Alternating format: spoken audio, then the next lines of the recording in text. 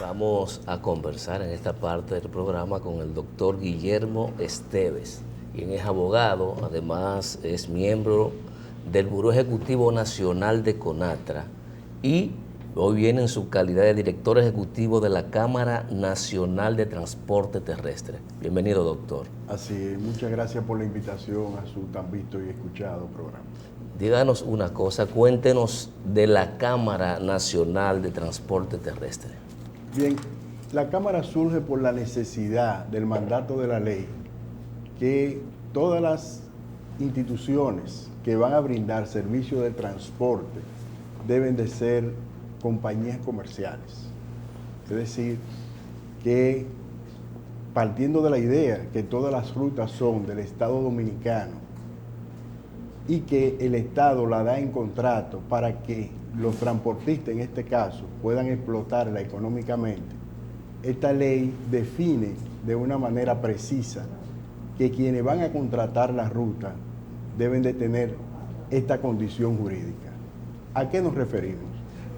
Hay que recordar que en la actualidad hay 5 modalidades jurídicas por la cual se brinda el servicio del transporte.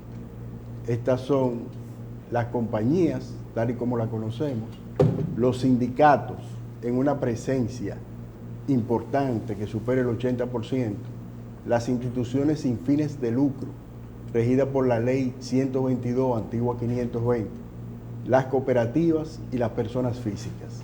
Es decir, que estas 5 modalidades son las que interactúan como ente operativo en el servicio del transporte. Pero ya con la entrada de la nueva ley, la 6317, ya eso tiene un mandato específico y unifica el concepto jurídico para el cual debe de ser utilizado el servicio del transporte.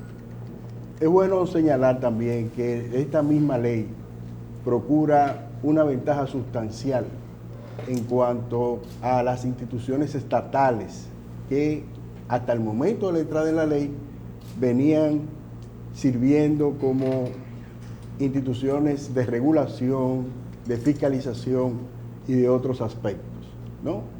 Pues la ley manda a la unificación de todas estas instituciones y por vía de consecuencia es que surge el Intran, que es este instrumento gubernamental que ya tiene en su mando y en su propósito todo lo que son estas funciones. Y entonces en esa Cámara confluyen esos 5 actores fundamentales del servicio de transporte. Sí, nosotros acompañamos como Cámara. La Cámara viene fungiendo como una Cámara sectorial mercantil en favor de crear un registro en términos de acompañamiento a las transformaciones que se han venido suscitando desde hace 3 años y medio atrás, que es cuando surge la Cámara del Transporte. A eso le podemos adicionar que dentro del ámbito del acompañamiento de lo que hoy es ley, hemos tenido una participación de 10 años atrás, desde sus inicios, desde que fue anteproyecto, ¿no? Desde que surgió la primera iniciativa, que donde surge realmente es por el interés del gobierno de Leonel Fernández, de los últimos 8 años de Leonel Fernández, y de la creación del metro. Hay que recordar que en ese momento surge la OPRED.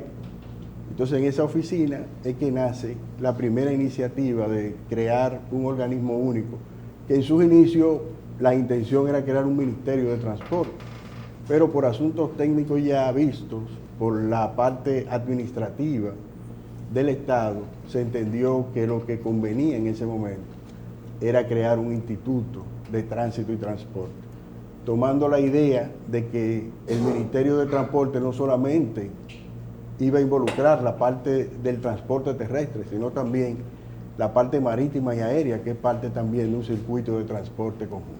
¿Y quiénes acompañan a CONATRA en la Cámara? No, porque CONATRA es una institución aparte, ¿no? CONATRA tiene... No, lo sé, aparte de CONATRA, ¿quiénes la componen? No, otras instituciones. No es que CONATRA acompañe, sino que la Cámara acompaña a CONATRA. Sí, es al revés. No, lo que no hemos entendido es, aparte de CONATRA, ¿quiénes acompañan a CONATRA en la constitución de la Cámara? ¿Qué otras instituciones de transporte están? Sí, otras instituciones independientes que han procurado los servicios de la Cámara y que nosotros vamos dándole el seguimiento debido. Es bueno decir que hasta el momento ya superan las 700 organizaciones. ¿Qué aprobación tiene de manera directa del organismo nuevo ese? ¿El Intran surgió surgió de la Cámara o es una iniciativa conjunta? Vamos a decir, de los... No, fíjense bien, sí. Es más vieja la Cámara que el Intran.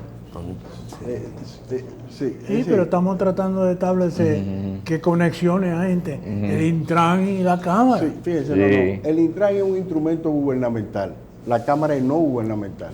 Es decir, la Cámara opera bajo estamentos de derecho que guardan relación con la 5087 y con la 122. Es decir, nosotros tenemos un régimen de Cámara sectorial. ¿A qué sector hacemos referencia? Al sector transporte. ¿Por qué la necesidad de la Cámara? Porque ya no van a ser 5 modalidades las que contraten la ruta del Estado Dominicano, ¿no? Sino la ley manda que sea una sola modalidad, que es la modalidad mercantil, de comercio, de empresa. Entonces, bajo esas expectativas y tomando en consideración que la gran cantidad de instituciones que guardaban relación con el transporte eran sindicatos e instituciones sin fines de lucro, y no es de su cultura las empresas. Entonces hay que acompañar esa dirigencia que era la que protagonizaba diariamente la entrega del servicio del transporte. Entonces fíjense ya que la cultura de los transportistas, que regularmente eran dirigentes de secretarios generales, secretarios de organización, de prensa y propaganda, ahora van a ser gerentes de una pequeña empresa.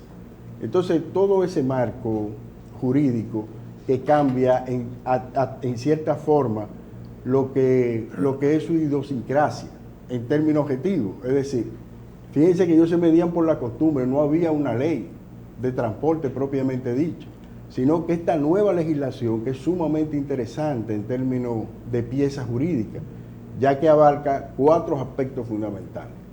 ¿Cuáles son esos? Bueno, el tránsito, tal y como lo conocíamos, que era la ley 241, que ha sido modificada.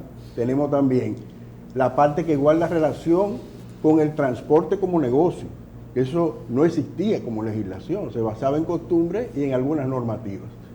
La seguridad vial y la movilidad. Son 4 aspectos que vienen ya a dar. Resumiendo, nosotros queremos saber qué enlace tienen ustedes con ese nuevo organismo oficial del transporte público. No, nosotros guardamos una relación de acompañamiento, les reitero, como cualquier Cámara de Comercio lo hace. ¿Qué relación tienen las cámaras de comercio mercantiles territoriales con la ley? Una especie de archivo en función de lo que son sus acciones. Ustedes van a trabajar como una ONG. Sí, somos ONG, no somos ente oficial, somos ONG. Sí. Como todas las cámaras, don Machi. Y en estos 3 años, ¿qué actividades ha realizado la Cámara? Bueno, fíjese, nosotros vemos esa parte, vemos también la parte que guarda relación con el observatorio. ¿Qué nosotros hemos visto dentro de la ley? La ley tiene muchas cosas buenas, pero como todo en la vida, y viendo el aspecto de impacto que puede registrar, hay que observarla y acompañarla en su ejecución. En principio hemos visto que el artículo 101 de la ley provoca una acción de inconstitucionalidad en términos directos. ¿A qué nos referimos? Limita la participación de los transportistas a 65 años de edad. Primero, se divorcia de lo establecido en la ley 8701 con relación a que usted puede optar por una pensión a los 60 años de edad. Y luego entonces ofende la inteligencia de todo el sector transporte cuando habla de que salen del servicio del transporte sin una respuesta de retiro. Igual la referencia directa ya a una acción de derecho que procura una desigualdad acentuada, porque si usted saca del trabajo una persona que todavía tiene una actividad útil sin ningún tipo de prevención, ni de pensión, ni de jubilación, entonces se estaría cometiendo, por supuesto, un abuso en términos reales y una falta de ingreso para ese ciudadano, el cual tiene sus compromisos y sus actividades bien definidas. Pero esa formalización, pero yo digo que con el aglutinamiento en la Cámara y esa conversión de sindicatos a empresas que la ley llevó a que se hiciera, también debió incluir que al funcionar como empresas se ingresaran los choferes a la seguridad social. Correctamente, pero eso no ha sucedido así, ni hay nada en la ley que lo contemple. Es decir, eso debe de tener una respuesta. ¿Debido a qué? Es que a través del tiempo y a la creación de la 8701, los transportistas, hablo del transporte del concho mayormente, porque el transporte interurbano ha ido gozando de un ordenamiento más aventajado. Pero en la parte urbana, el transporte se ha quedado rezagado en términos de crecimiento, de eficiencia y de calidad. Fíjese que la mayoría del parque vehicular de chatarras se encuentra en la parte urbana. Ya en la parte interurbana hay grandes unidades, buenas terminales y entra en un proceso de competitividad mucho más interesante que puede igualar a los países desarrollados. Ahora bien, eso no solamente se refleja en términos reales en lo que es el vehículo y lo que uno observa, sino que también las condiciones de trabajo de esos individuos que hacen ese tipo de operatividad ha sido totalmente ajena a cualquier tipo de desarrollo que se ha venido alcanzando en esa dirección. Por eso esos trabajadores no cuentan con seguridad social, trabajan tiempo extras, es decir, de una manera muy agresiva, son unos cuentapropistas, entre comillas, con una condición muy pírrica en cuanto al crédito, siempre actúan bajo el módico 20 y todo lo que viene siendo sus actividades laborales se hace contar con el día a día. Es decir, no tienen ningún tipo de prevención en caso de que caigan en una enfermedad o no puedan trabajar un día, simplemente dejan de producir. Es decir, que todo eso se ve envuelto dentro de la parte humana del ejercicio de las cosas. Por lo que establecer un proceso de modernidad, tomando en consideración que todo proceso de modernidad trae consigo desplazamiento, y ese desplazamiento, sumarlo a que ese trabajador del concho mayormente ya entra en una edad avanzada, es decir, una población envejeciente, y que usted limite sus actividades sin ningún tipo de consideraciones físicas ni nada por el estilo, simplemente porque llegó a una edad determinada, y que usted no lo acompañe de un plan de retiro, es una barbaridad.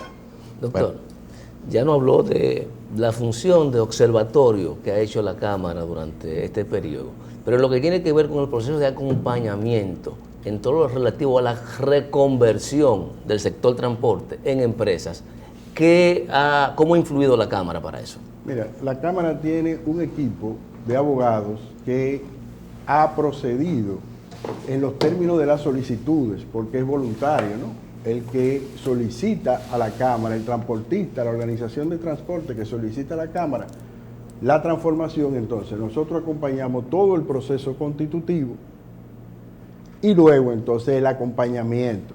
¿En qué radica el acompañamiento? Bueno, en la parte educativa, en la parte informativa, en lo que tiene que ver con los plazos que se presentan en la mayoría de los casos fatales, en términos de un reporte adecuado, en los términos impositivos, porque ahora ya como compañía tienen necesariamente que hacer un reporte económico de manera oportuna, de una u otra manera, si tienen utilidades o la dejan de tener. Es decir, que todo ese proceso que viene siendo nuevo para el transportista, nosotros tenemos esa responsabilidad en términos jurídicos de hacer ese tipo de proceso.